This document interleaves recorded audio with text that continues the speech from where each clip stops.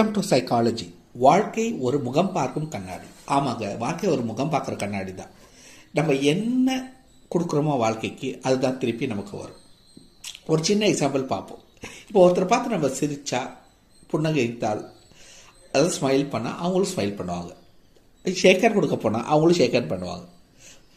இதே நம்ம திட்ட போனால் அவங்களும் எரிச்சலாகி திட்டதாக வருவாங்க. இதுக்கு தான் நான் சொன்னேன், வாழ்க்கை ஒரு முகம் பார்க்கும் கண்ணாடி. அந்த கண்ணாடியை உடச்சிடாமையும் பார்த்துக்கணும்.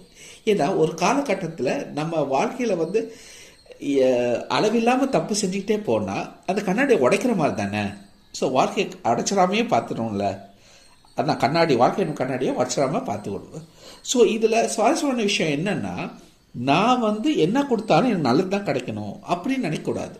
இப்போ நான் என்ன கோபப்பட்டாலும், என்ன வெறுப்பாக பேசிட்டாலும் மற்றவங்க சிரிக்கணும், சந்தோஷமாக இருக்கணும், என் கூட நல்லா பழக்கணும் அப்படின்னு நினைக்கக்கூடாது இல்லையா? Thank you so much.